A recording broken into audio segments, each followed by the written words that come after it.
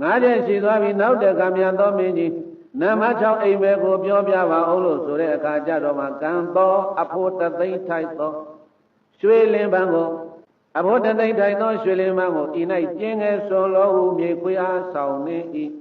အဲ့ဒါလေးဆိုကြည့်ပါပြေးသားရဲ့ရွှေခွဲအလဲမြေခွေနဲ့ကျင်းငယ်စွန်သွားပါမဟာရသမြတ်သောမင်းကြီးတတ္တမသူပိနေ9ခုမြောက်ကိုအာဟပြောကြပါဦးလို့အဲ့တော့မှကောသလမင်းတရားကသင်္ကန်းလီစအထက်၌ကြည့်ရသောလွန်ကျိုးကိုအောက်ကမြေခွေမှသည်ခိုးစား၍နေအဲ့ဒါလေးဆိုကြည့်ပါခြေကကြစ်ချကျိုးလွန်စားခွေမှခိုးစားပါအေးဆရာတို့တဲ့အမျိုးသားတယောက်ဟာကျိုးကျစ်နေတယ်လွန်ကျိုးဆိုတာသုံးလုံးတင်မှကျိုးဆိုတဲ့အတိုင်း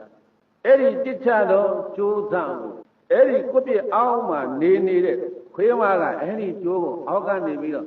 ကိုက်ဖြတ်ပြီးတော့စားနေတဲ့ဆိုတဲ့အိမ်မက်တစ်ခုကိုလည်းမြင်မဲ့တယ်တဲ့9ခုပြည့်သွားပြီ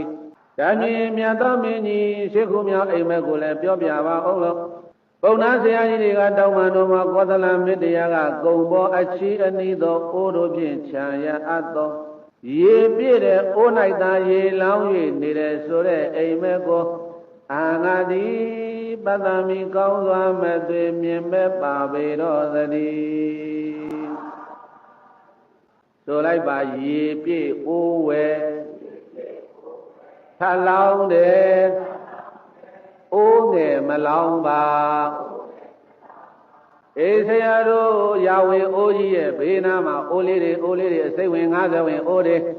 အဲ့ဒီအိုးတွေထဲမှာဘာမှမရှိဘူးတဲ့ရာဝင်အိုးကြီးထဲမှာတော့ရေပြည့်နေတယ်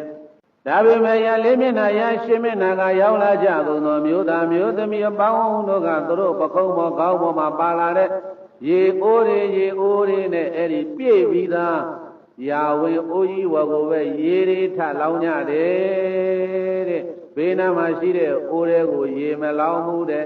ဒါမြင်မြတ်သောမင်းကြီး9ခုမြောက်အိမ်မက်ကိုလည်းပြောပါအောင်ယမနာအိုပုံနာကြီးတို့ပောက်ခရဏီစာရေကန်အလဲ၌ရေတို့သည်နောက်ကုန်၍အနာ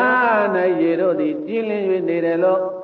အာငါတိပတ္တမိကောင်းစွာမဲ့သွေအဲ့ဒီအိမ်မက်ကိုလည်းမြင်မဲ့ပါပေတော့တည်းဆိုလိုက်ပါကံလေတွင်ရေနောက်မြေဘေးတွင်ကြည်နေပါ